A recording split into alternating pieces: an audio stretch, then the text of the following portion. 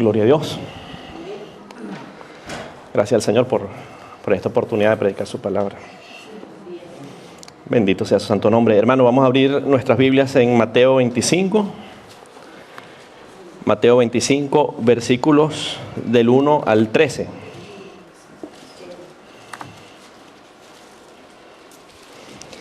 Mateo 25, versículos del 1 al 13. Lo leemos en el nombre del Padre, del Hijo y del Espíritu Santo.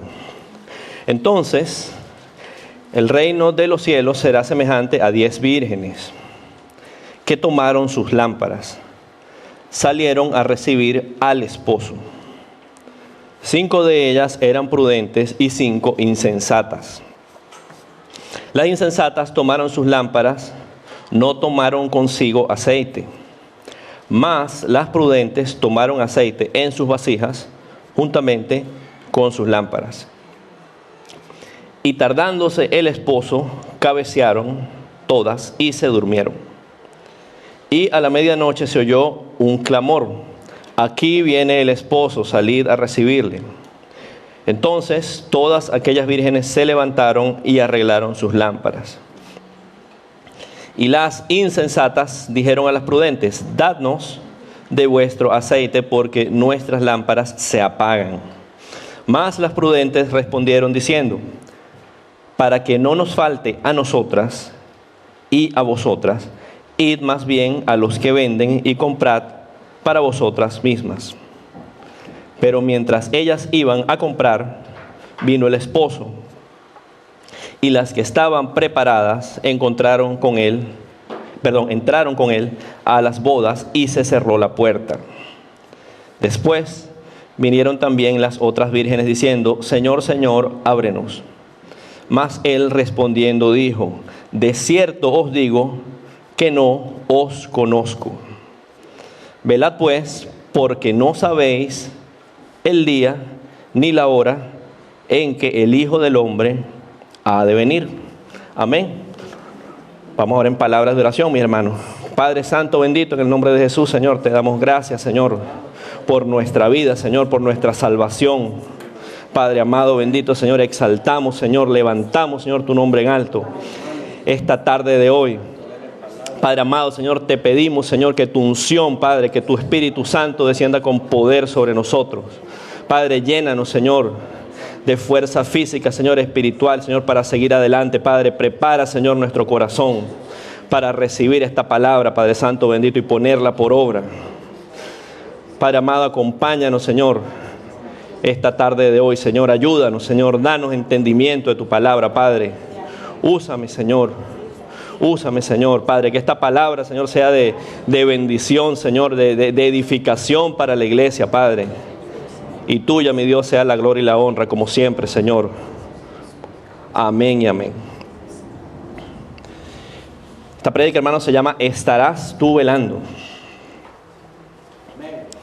Como la alabanza que cantamos siempre, ¿verdad? Esa alabanza viene precisamente de estos versículos que acabamos de leer. Entonces aquí nuestro Señor Jesucristo, Él habla acerca de esta historia. El Señor hablaba en parábolas. El Señor, Él siempre daba sus enseñanzas, o muchas veces dio sus enseñanzas en parábola. Ahora, ¿qué es una parábola? Una parábola es una narración, ¿verdad?, donde el Señor hacía como una especie de analogía, ¿verdad?, y de una manera indirecta Él le mostraba a las personas una enseñanza importante. El asunto está, hermanos, en que primeramente, ¿por qué el Señor hablaba en parábolas? ¿Por qué Dios no decía las cosas directamente? Entonces, vamos a leer un poco acerca de eso en Mateo 13, versículos del 10 al 17.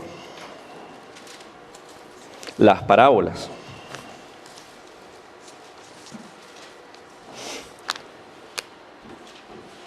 Mateo 13, del 10 al 17, dice la palabra del Señor.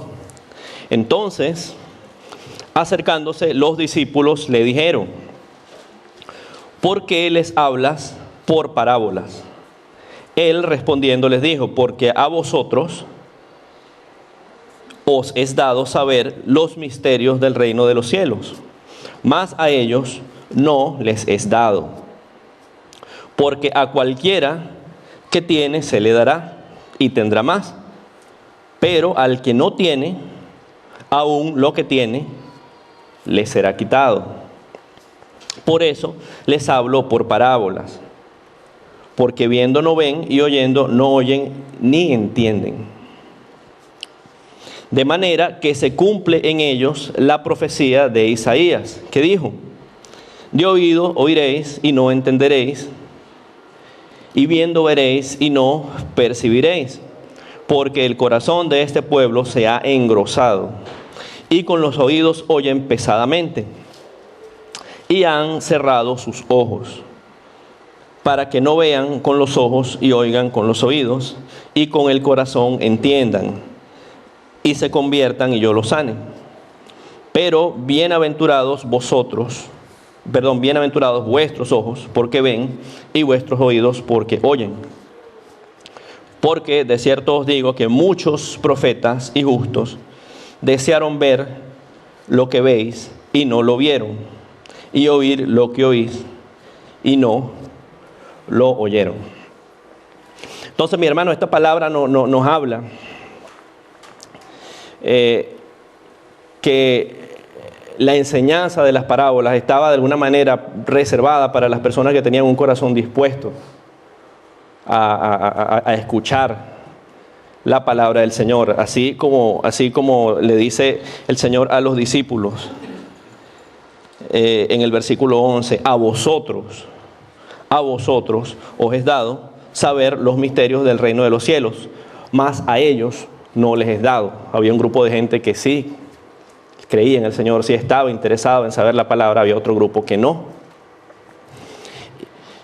Y del versículo 14 al 16, el Señor les recuerda, ¿verdad?, una profecía de Isaías también. Era necesario que él hablara en parábolas para que se cumpliera lo que el profeta Isaías había predicho anteriormente.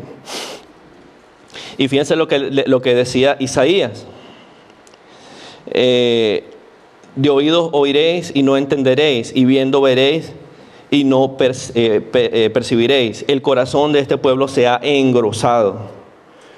Imagínense, por ejemplo, el caso de los fariseos, que eran personas que en teoría se sabían la Biblia, se sabían las Escrituras, ¿verdad? Pero no las entendían. Y luego dice también esa parte que dice el corazón de este pueblo se ha engrosado. Eso da a entender como que han perdido la sensibilidad, han perdido el amor. Entonces, a esas personas, a todo el que no le importaba la palabra de Dios, el que no estaba interesado, no le era dado conocerla. Mientras que por parábola, al que abría su corazón, al que creía en el Señor, todo lo entendía. Y fíjense cómo dice en el versículo 17: porque de cierto os digo que muchos profetas y justos desearon ver lo que veis y oír lo que oís. Por supuesto, todos estaban esperando por el Mesías, por el Salvador. Y Él llegó, era Jesús, ¿verdad? Y ellos ni se dieron por enterados, no lo supieron, no le creyeron. Amén. Entonces, esa es la finalidad de las parábolas. ¿Por qué el Señor hablaba en parábola? Las parábolas son puede decir que es un recurso, ¿verdad? Una manera de dar una gran enseñanza de una manera sencilla. Si usted se pone a ver, si usted se pone a pensar en una parábola que haya escuchado antes, por ejemplo, la parábola de la cizaña, o cualquier otra, de una manera bien sencilla, a usted se le va a quedar grabado eso, y una vez que le entiende, usted va a decir: bueno, sí, esta parábola se trata de este tema en particular. Y es una manera bien directa y útil y buena de enseñar la palabra de Dios para el que tiene el corazón dispuesto. El que no tiene el corazón dispuesto, igualito no va a entender nada. Usted le dice: La parábola de, por ejemplo, lo que estamos viendo hoy, las 10 vírgenes. ¿Qué es eso de las 10 vírgenes? No lo entiendo, ¿no? Entonces, así funcionan las parábolas. ¿Por qué el Señor hablaba en parábolas? Ahora, esta parábola de las 10 vírgenes, el Señor la construye en base a una tradición judía. Cuando Jesucristo de Nazaret hablaba en parábolas, Él hablaba en base a las tradiciones, a las costumbres de su época. ¿Verdad? Por eso es que vemos, por ejemplo, la parábola de la cizaña, todas esas cosas. Bueno, en esa época la actividad económica más importante era la agricultura, hablaba de agricultura, de jornalero, ese tipo de cosas. En este caso en particular, la parábola de las 10 vírgenes habla de una tradición, de una costumbre que eran las bodas. Cómo se realizaban las bodas, ¿verdad? En el pueblo de Israel, en los judíos, para la época que vino Jesús al mundo. Entonces, ¿cómo eran esas bodas? ¿Cómo se llevaban a cabo? Primeramente, el papá del novio le elegía a la novia a su hijo. El papá del novio elegía a la novia para su hijo. Entonces, el hijo y el papá tenían que ir a la casa de la novia, tenía que entregar una dote. Una dote era un precio en dinero, un valor en dinero. Y tenía que ir también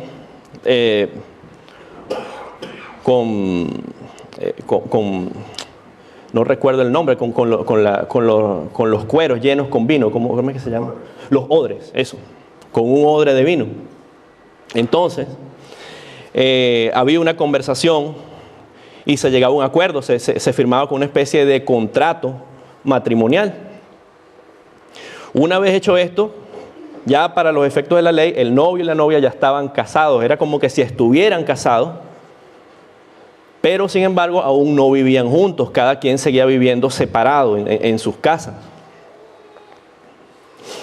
Entonces, ¿qué ocurría después? Pasado cierto tiempo, un lapso de tiempo, digamos un año, llegaba el día de la fiesta de bodas. Entonces, el día de la fiesta de bodas, el novio iba a buscar a la novia en su casa. Esto iba a suceder alrededor de la medianoche. Entonces, la novia tenía que esperarlo velando. Tenía que esperarlo velando al novio. Ahora, esas 10 vírgenes que habla la parábola, eso no quiere decir que el novio se iba a casar con 10 mujeres, ¿no? Eso no es así. Esas 10 vírgenes eran amigas de la novia. Eran amigas de la novia. Otras personas creen que eran sirvientas también. Esa es otra idea, otra teoría. Lo cierto es que estas 10 muchachas vírgenes estaban esperando allí también con lámparas para alumbrarle el camino al novio. Eso era en la noche, tenían que alumbrarle el camino al novio para que llegara ahí a la casa de la novia. Entonces, una vez que llegaba el novio, le alumbraban el camino, todos se iban a la fiesta de bodas como tal, que era una celebración grande. Este era un acontecimiento grande en la vida de las personas, algo de mucha alegría. Entonces, esa fiesta de bodas duraba 7 días. Esa fiesta duraba 7 días. Imagínense una fiesta que dura 7 días. Entonces, durante la realización de la fiesta, del banquete de bodas, el marido y la esposa estaban en el lecho nupcial y al cabo de los 7 días salían. Toda una ceremonia, toda una serie de costumbres. Eso era lo que se estilaba en esa época. Entonces, en base a esta tradición de las bodas, el Señor habla de esta parábola. Entonces hay varias cosas importantes que tenemos que mencionar allí. Número 1, las 10 vírgenes. ¿Qué representan las 10 vírgenes? Esas 10 vírgenes representan a la iglesia de Cristo. Número 2, el esposo representa a Cristo. Y número 3, esa fiesta, la fiesta de bodas que se habla en la parábola, representa las bodas del Cordero. Alabado sea el nombre del Señor, la fiesta que se va a realizar en los cielos, ¿verdad? Con Cristo Jesús. Entonces ahí hay varias cosas importantes, mis hermanos, respecto a las vírgenes. Fíjese que la parábola nos habla de que hay 5 vírgenes sensatas y hay 5 vírgenes insensatas. Entonces, si recordamos la lectura que hicimos anteriormente, ¿qué le ocurre a las vírgenes insensatas? A la final, no pueden entrar a la fiesta. No pueden entrar a la fiesta, que equivale a que no van a entrar a las bodas del Cordero.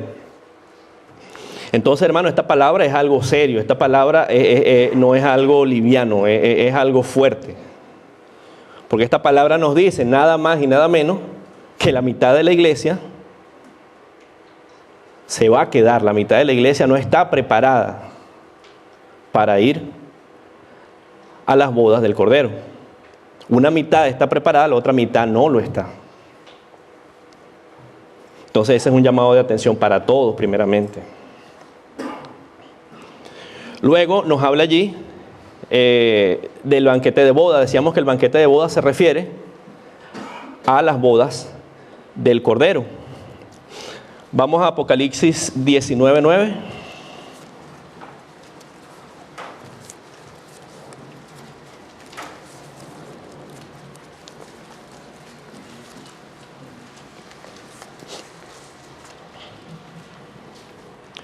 Dice la palabra de Dios, Apocalipsis 19:9. Y el ángel me dijo, escribe, bienaventurados los que son llamados a la cena de las bodas del Cordero. Y me dijo, estas son palabras verdaderas de Dios. Entonces, hermano, ¿qué va a suceder? ¿Qué va a suceder en el futuro? Y eso no es cuento, hermano. Eso está escrito. Esa es la palabra del Señor. Eso va a suceder. La palabra de Dios nos habla, ¿verdad? Que antes de la gran tribulación, Cristo Jesús va a venir por su iglesia. ¿Cuántos lo creemos? Amén, ¿verdad? Esa es nuestra esperanza. Eso es nuestro gozo, nuestra fe. Entonces, ese pueblo que Cristo se va a llevar al cielo,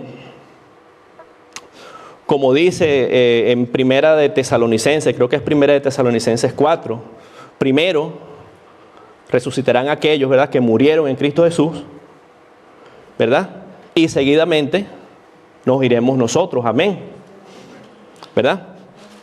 Entonces, mientras en el cielo se está llevando a cabo esa celebración, hay alegría, hay gozo, estamos en la presencia del Señor, simultáneamente, al mismo tiempo, en la tierra va a haber hambruna, va a haber guerra, va a haber muerte, va a haber destrucción, ¿verdad? Durante la gran tribulación van a ocurrir una serie de juicios sobre la humanidad que el libro del Apocalipsis habla en 3 grupos, ¿verdad? El grupo de juicios por los sellos que se abren, las trompetas que suenan y las copas que se derraman, ¿verdad? Las copas de la ira de Dios. Amén. Entonces, esta palabra es cosa seria. Esta palabra nos llama a reflexión, nos llama a que nos revisemos espiritualmente cómo estamos con Dios, qué estamos haciendo. Estamos cuidando nuestra salvación, estamos orando, estamos como cristianos, ¿qué estamos haciendo cada uno de nosotros? Entonces, vamos a hablar un poco más acerca de algunos versículos que son importantes. Si vamos a Mateo 25:2, Mateo 25:2.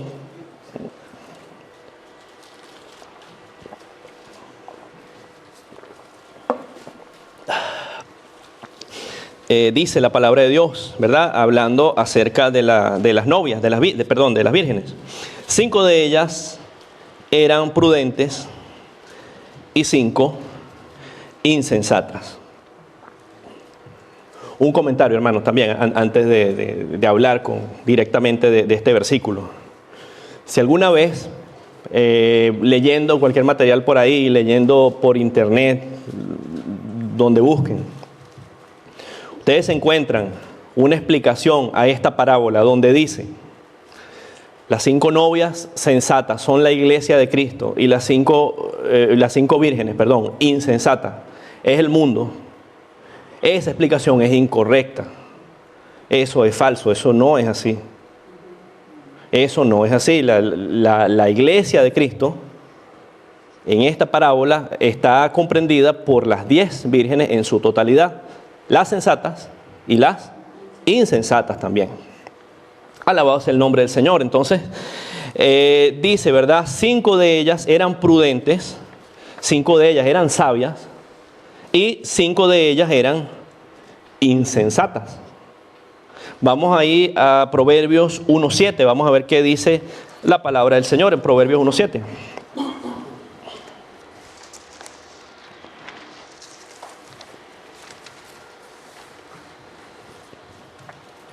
Dice la palabra del Señor: el principio de la sabiduría es el temor de Jehová. Los insensatos, los necios, ¿verdad?, desprecian la sabiduría y la enseñanza. Entonces, hermano, y este es un versículo de esos que uno atesora en su corazón, que no se le olvidan nunca. El principio de la sabiduría es el temor de Jehová. Usted puede ser la persona que más sabe de algún tema. Usted puede ser el mejor de su área, el mejor maestro, el mejor trabajador, el mejor lo que sea. Pero si usted no tiene temor de Jehová en su corazón, usted viene a ser un insensato. Usted viene a ser un necio. Entonces, esta palabra, Mateo 25:2, nos dice, ¿verdad?, que 5 novias fueron prudentes, 5 novias fueron sabias. Pero las otras 5 fueron insensatas, como nos dice Proverbios 1:7. Entonces, mi hermano, lo primero, una de las primeras cosas que como cristianos debemos pedirle al Señor es que nos dé eso, que nos dé temor de Jehová. Que nos dé temor de Jehová, que nos dé reverencia para las cosas del Señor, nos dé reverencia para todo lo que hagamos. Tener temor del Señor, respeto a las cosas del Señor. Todos vamos a pecar invariablemente, eso lo sabemos. Todos vamos a pecar y todos los días pecamos. Pero lo importante es venir y pedirle perdón al Señor, reconocer nuestros pecados, nuestros errores y tener en nuestro corazón ese temor de Dios. ¿Verdad? Toda cosa que nosotros hagamos sabiendo que es malo y lo hacemos, ahí estamos siendo insensatos. Ahí estamos siendo insensatos, ahí estamos manifestando que de alguna manera estamos despreciando la sabiduría, las cosas del Señor. Le voy a poner un ejemplo. El tema del alcohol, por ejemplo, mi hermano. El tema del alcohol, esa es una cosa aquí en la iglesia Betel. Hemos hablado de eso hasta el cansancio, se puede decir. El pastor ha predicado de eso, ¿verdad? En los estudios bíblicos hemos hablado de que el alcohol es malo para las personas, como el que bebe, simplemente el diablo, cómo lo humilla, cómo lo pone por el piso. Eso lo sabemos, ¿verdad? Entonces, una persona que luego de haber escuchado todo eso, siga tomando, se reúne con unas personas, mira, ¿te quieres tomar un trago? Sí, ¿cómo no? Está siendo insensato delante del Señor. Insensato delante del Señor. Y todos de alguna manera somos insensatos. Pidámosle al Señor ese temor de Jehová. Siempre, hermanos, en las prédicas hay hay cosas que a uno se le quedan grabadas. Sin duda que siempre la palabra del Señor es bonita, es provechosa, es buena para uno, pero siempre hay algo que a usted se le va a quedar en su mente y eso no se le olvida nunca. Yo recuerdo que en la última vigilia de ahora, del 31 de diciembre, mi hermano Alex Ospina, él predicaba y el Señor le daba esto. El Señor le decía a él, hablaba por medio de mi hermano y decía que le pidiéramos al Señor un espíritu de temor de Jehová. Le pidiéramos al Señor un espíritu de temor de Jehová. Muchas veces pedimos, ¿verdad? Padre Santo, dame el don de lenguas, por ejemplo, dame el don de sanidad. Y eso no está malo, decía él también eso. Claro que no, gloria a Dios, eso está muy bien. Pero también es importante pedirle ese temor de Jehová. Ese temor de Jehová que nos va a dar sabiduría, ¿verdad? Sabiduría para no pecar contra él, amén. Entonces, seguimos. Mateo 25, 3 y 4. Mateo 25, 3 y 4.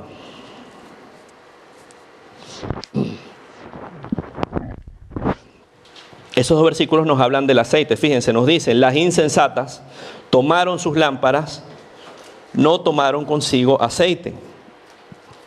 Mas las prudentes tomaron aceite en sus vasijas juntamente con sus lámparas.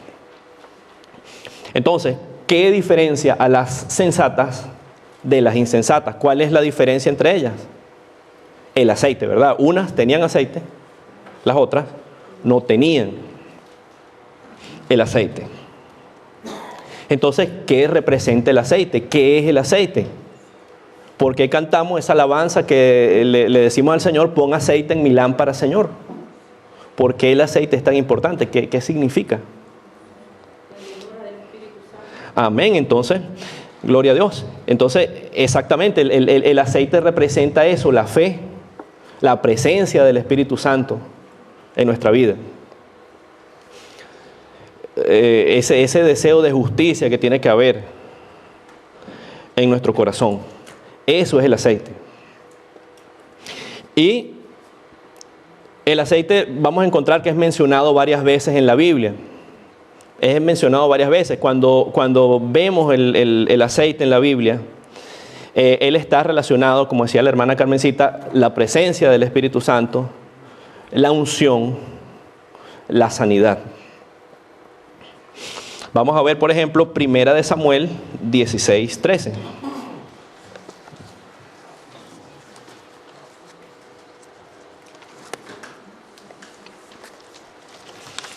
Primera de Samuel 16, 13.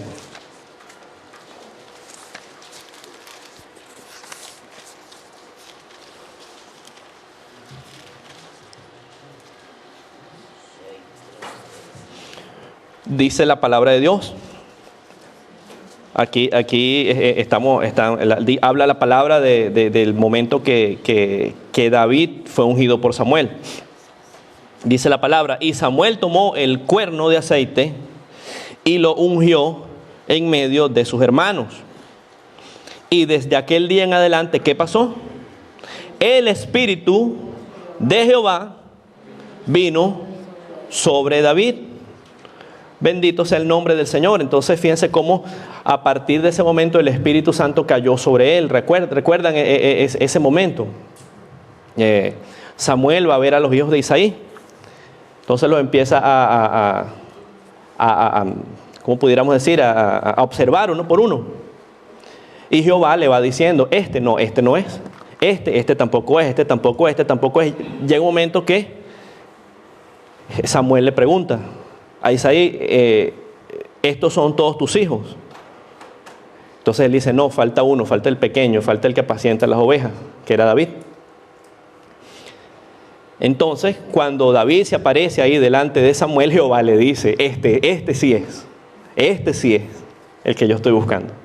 Y lo unge con aceite y el Espíritu de Jehová cayó sobre él, ¿verdad? Y no lo dejó nunca más. Amén. También el aceite en la Biblia es mencionado para la unción de los enfermos.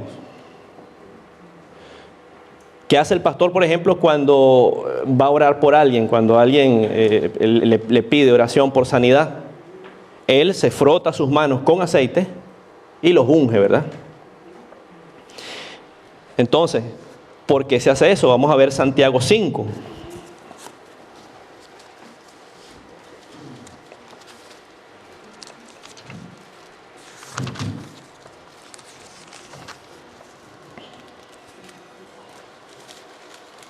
Santiago 5, 14 y 15.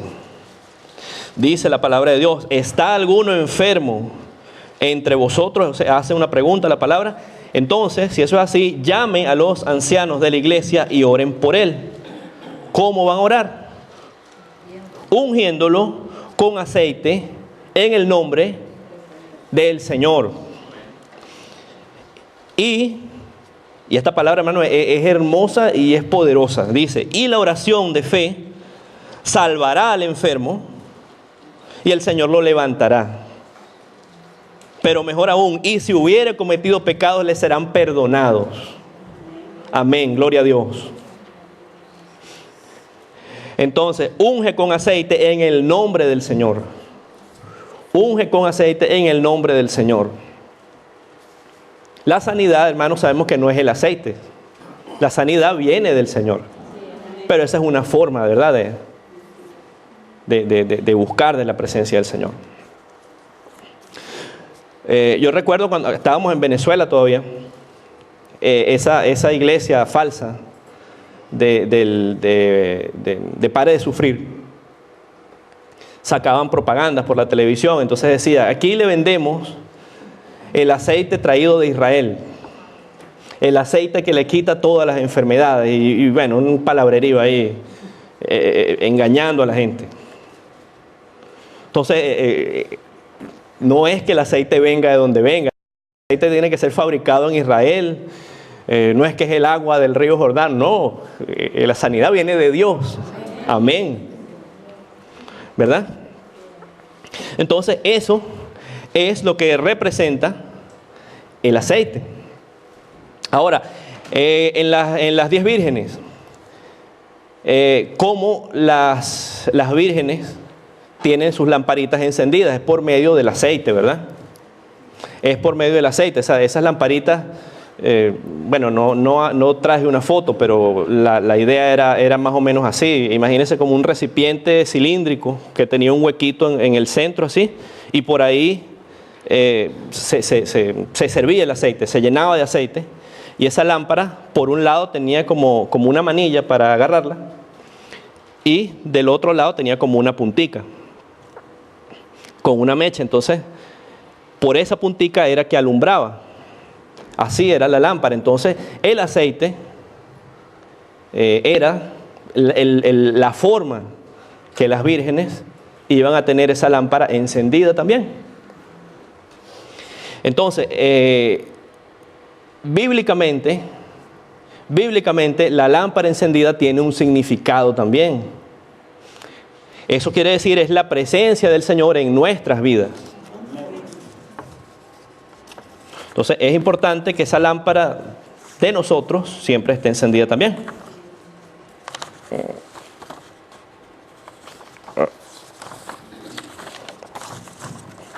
Vamos a Éxodo 27, versículos del 20 al 21.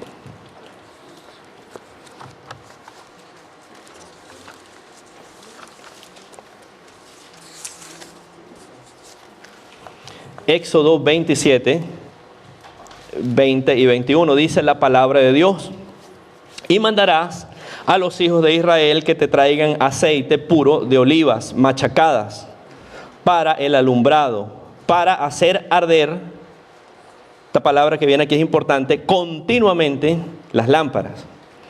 En el tabernáculo de reunión, afuera del velo que está delante del testimonio, las pondrás en orden. Aarón, las pondrá en orden, Aarón y sus hijos. para que ardan delante de Jehová desde la tarde hasta la mañana. Y esta parte es importante también, como estatuto perpetuo de los hijos de Israel por sus generaciones. Entonces, en Éxodo, Jehová le daba las indicaciones, ¿verdad?, a Moisés, a los israelitas, cómo construir el tabernáculo, ¿verdad? Jehová le daba unas indicaciones bien exactas. El tabernáculo tiene que construirlo de tal y cual forma, con las medidas tales, hacer las cortinas de tal manera, todo bien específico. Entonces, una de las cosas que le pedía también era precisamente esta, ¿verdad? Mantenga esa lámpara siempre encendida. En el versículo 20 usa la palabra hacer arder continuamente. ¿Qué quiere decir continuamente? Que no para, ¿verdad? También en el versículo 21 luego le recuerda como estatuto perpetuo. Como estatuto perpetuo, eso es como una orden, ¿verdad? Un estatuto, una orden perpetua, algo que se va a hacer para siempre, de los hijos de Israel para sus generaciones. Entonces, mantener esa lámpara encendida es importante para nosotros, como hijos de Dios también. Ahora la pregunta es, ¿cómo yo mantengo mi lámpara encendida? ¿Cómo yo no dejo que se apague mi lámpara? Entonces, orando, ¿verdad? Leyendo la palabra, congregándome, buscando, ¿verdad?, de la presencia del Señor.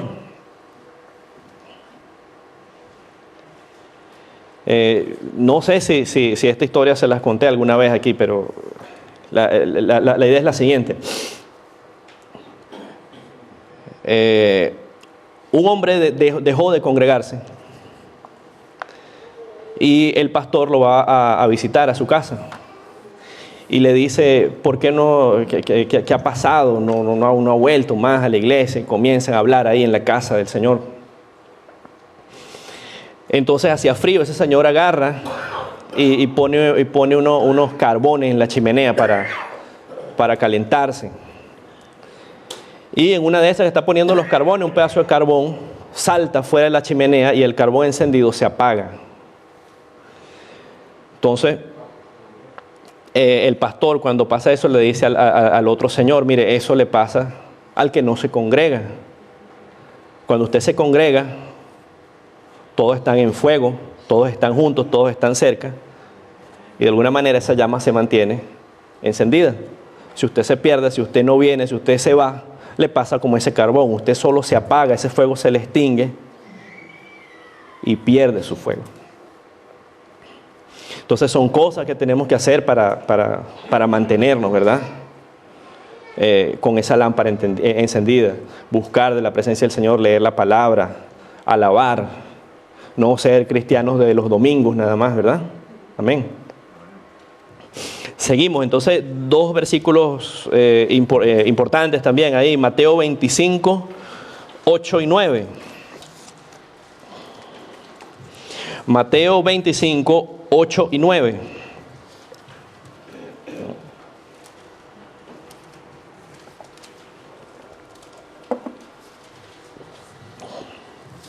En el versículo 8 dice, las insensatas, las vírgenes insensatas dijeron a las prudentes, dadnos de vuestro aceite porque nuestras lámparas se apagan.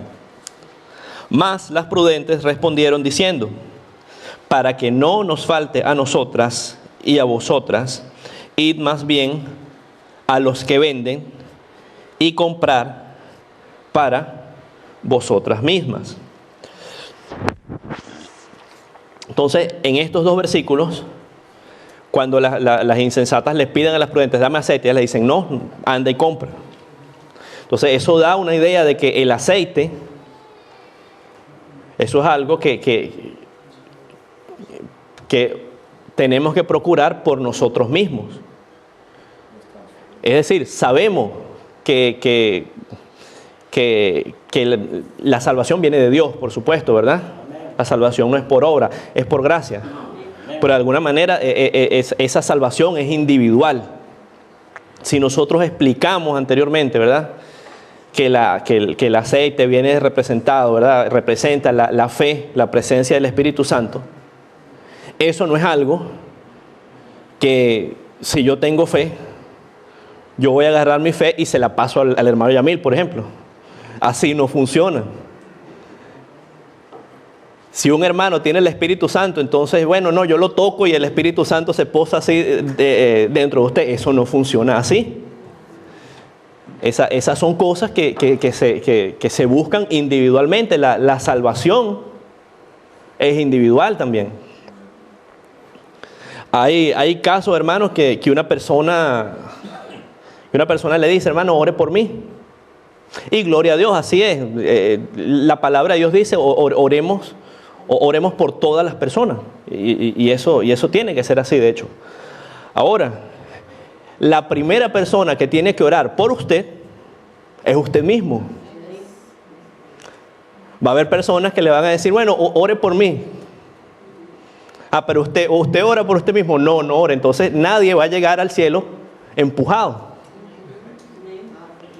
Nadie va a llegar al cielo empujado por otro. No, que mi papá es un hombre de Dios, es un hombre ungido. Mi mamá, ella lee la palabra todos los días.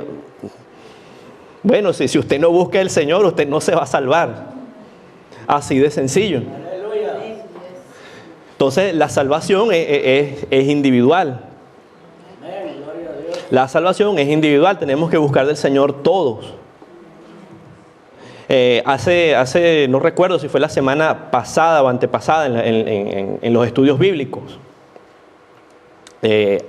hablábamos, ¿verdad?, de cómo es bueno, ¿verdad?, buscar del Señor en familia, tener tiempo del Señor en familia, ¿verdad?, de repente alabar en familia, leer la palabra en familia, orar en familia, pero también cada persona tiene que tener un tiempo en privado con el Señor. Un tiempo en privado para que crezca, para que busque el rostro del Señor. Amén. Entonces eso es importante.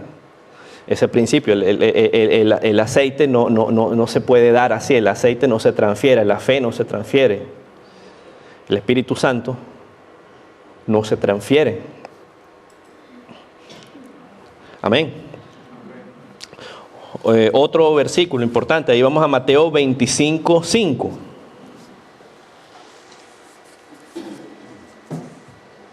Mateo 25:5 dice,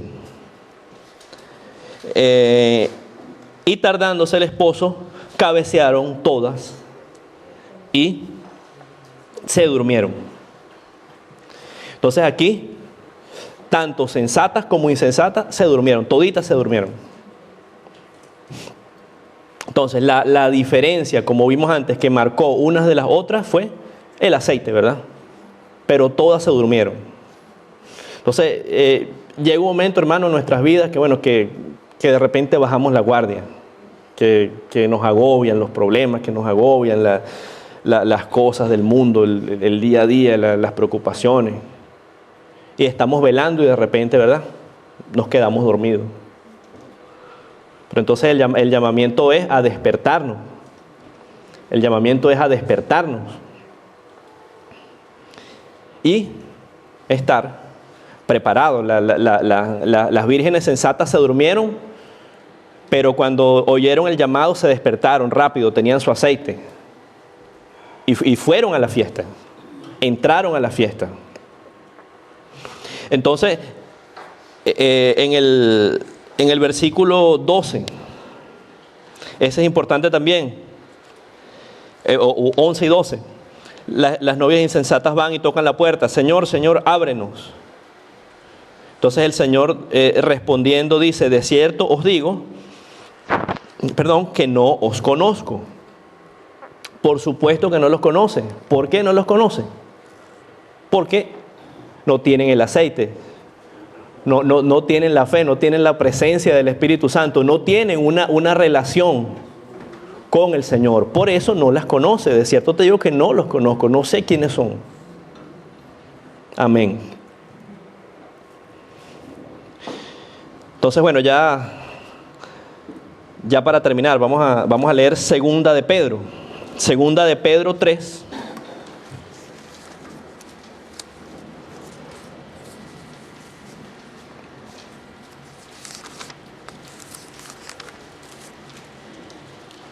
Segunda de Pedro 3, del 9 al 10. Dice la palabra: el Señor no retarda su promesa, según algunos lo tienen por tardanza, sino que es paciente para con nosotros, no queriendo que ninguno perezca, sino que todos procedan al arrepentimiento. Pero el día del Señor vendrá. ¿Cómo vendrá? Como ladrón en la noche, en el cual los cielos pasarán con grande estruendo, y los elementos ardiendo serán deshechos, y la tierra y las obras que en ella hay serán quemadas. Gloria a Dios. Entonces,